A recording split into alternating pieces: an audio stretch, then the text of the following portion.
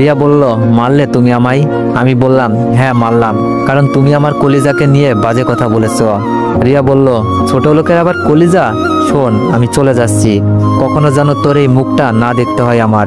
আর যদি আমাকে সত্যি ভালোবেসে থাকিস তাহলে ডিভোর্স পেপার পাঠাবো, সেখানে সাইন করে দিস। আমি মাথা নাড়িয়ে হ্যাঁ সূচক জবাব দিলাম।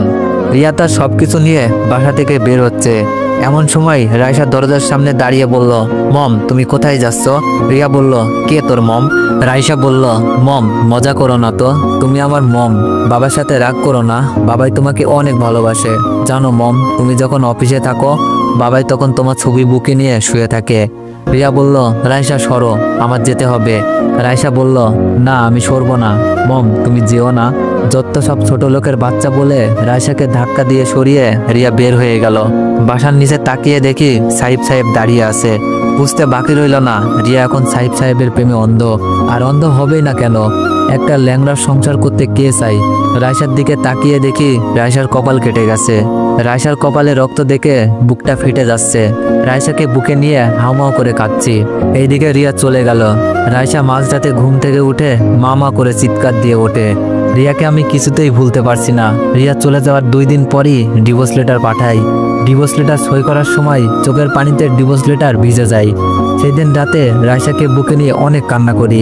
এইদিকে প্রায় 15 দিন পরেই খবর পাই রিয়ার সাথে সাহিব সাহেবের বিয়ে।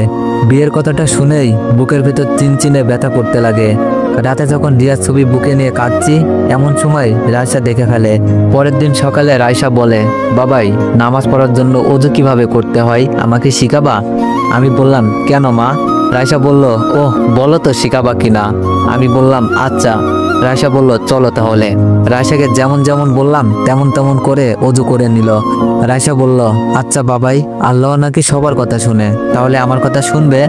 আমি বললাম, মা, তিনি যে দয়ার ভান্ডার, সবার কথাই শুনে। রাইসা বলল, আচ্ছা বাবাই, আমি যদি আল্লাহকে বলি, আল্লাহ তুমি আমার বাবাইকে কষ্ট দিও না, মমকে আমাদের মাঝে আবার এনে দাও, তুমি দেখো না আমার বাবাই মমের ছবি বুকে নিয়ে কাঁদে, শুনবে তো বাবাই? রাইসাকে বুকের সাথে জড়িয়ে ধরলাম। আমি কি বলবো, বাকরুদ্ধ হয়ে গেছি। রাইসা নামাজ পড়ে মোনাজাতে সবকিছু বলল। আমি তাকিয়ে তাকিয়ে চোখের জল ফেলছি। হঠাৎ রিয়ার বিয়ের কথা শুনে রাইসা বায়না ধরল। পরে রাইসাকে বিয়ে বাড়িতে নিলে যেসব ঘটনা ঘটে তা তো শুনলেনি। পরের দিন অটো করে রাইসাকে নিয়ে যখন স্কুলে যাই তখন একটা সিএনজি অটোকে ধাক্কা দেয়। ধাক্কা দেওয়ার সাথে সাথে রাইসার মাথা অটোর গ্রিলে বাড়ি খায়, অনেকটা কেটে যায়। রাইসাকে নিয়ে পাশের হসপিটালে চলে যাই। হসপিটাল থেকে যখনই রাইসাকে ব্যান্ডেজ করে নিয়ে বের হব এমন সময় শুনতে পারলাম, স্যার রক্ত না পেলে আপনার মেয়েকে বাঁচানো সম্ভব না, অ্যাক্সিডেন্টে অনেক ব্লাড বের হয়ে গেছে, আমাদের ব্লাড ব্যাংকেও নেগেটিভ রক্ত নেই। বৃদ্ধ লোকটা বলল, প্লিজ ডক্টর, যেভাবেই হোক আমার মেয়েকে বাঁচান, আমার একটা মাত্র মেয়ে, ওর কিছু হলে আমি বাঁচব না।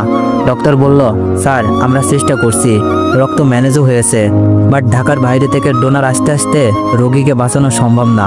রাইসা বলল, বাবাই লোকটা কাঁদে কেন, কি হয়েছে তার মেয়ের? আমি বললাম, মামুনি অ্যাক্সিডেন্ট করেছে, অনেক রক্তক্ষরণ হয়েছে, রক্ত না দিলে বাঁচবে না। রাইসা বলল, ও বাবাই তুমি রক্ত দাও না, দেখো না বুড়ো মানুষটা কিভাবে কাঁদছে। রাইসার কথাতে মনে পড়ল আমার রক্তের গ্রুপও তো ও নেগেটিভ। আমি রাইসাকে নিয়ে ডাক্তার সাহেব আর বৃদ্ধ লোকটার সামনে গিয়ে বললাম, কিছু মনে না করলে আমি রক্ত দিতে চাই। ডাক্তার বলল, আপনার রক্তের গ্রুপ কি? আমি বললাম, ও নেগেটিভ। ডাক্তার বলল, ও আচ্ছা তাড়াতাড়ি আসুন। ডাক্তার আমাকে নিয়ে একটা বেডে শুইয়ে দিল। তারপর রক্ত দেওয়া শেষ হলো। রাইসাকে নিয়ে যখনই হসপিটাল থেকে বের হব এমন সময় বৃদ্ধ লোকটা বলল, কোথায় যাচ্ছ বাবা, একটু দাঁড়াও, তোমার জন্য আমার কথা মামুনি নতুন করে পৃথিবীর আলো দেখলো। আমি বললাম, আঙ্কেল পৃথিবীতে কেউ কাউকে বাঁচাতে পারে না, জন্ম মৃত্যু তো আল্লাহর কাছে, আমি শুধু আমার কর্তব্যটা পালন করেছি। বৃদ্ধ লোকটা বলল, বাবা এই নাও চেক, তোমার যত খুশি একটা অঙ্ক বসিয়ে নিও, এটা তোমার জন্য উপহার। আমি বললাম, আঙ্কেল যদি সত্যিই কিছু দিতে চান তাহলে আমাদের জন্য দোয়া করবেন, আর চেকটা আপনার কাছেই রাখেন, ধন্যবাদ। রাইসা মা চলো। আমি রাইসাকে নিয়ে যখন বের হব এমন সময় পিছন থেকে আঙ্কেল ডাক দিল, বাবা দাঁড়াও, তোমার বাসাটা কোথায় বলবে? আমি বাসার ঠিকানা দিয়ে বের হয়ে আসলাম। বাসায় এসে নামাজ পড়ে রান্না চড়ালাম। রান্না করা শেষ হলে রাইসাকে খাবার তুলে দিচ্ছি। এমন সময় বাড়িওয়ালা এসে বলল, আপনাদের 4 মাসের ভাড়া বাকি, এই মাসে দেবেন নাকি ওই মাসে দেবেন, ঘোরাচ্ছেন কেন? 1 সপ্তাহ সময় দিলাম, যদি ভাড়া না দিতে পারেন তাহলে ঘাড় ধাক্কা দিয়ে বের করে দিব। আমি বললাম, ফারহান ভাই এই সপ্তাহে ভাড়া মিটিয়ে দিব। বাড়িওয়ালা বলল, আচ্ছা কথাটা যেন মনে থাকে। বাড়িওয়ালা চলে যাওয়ার পর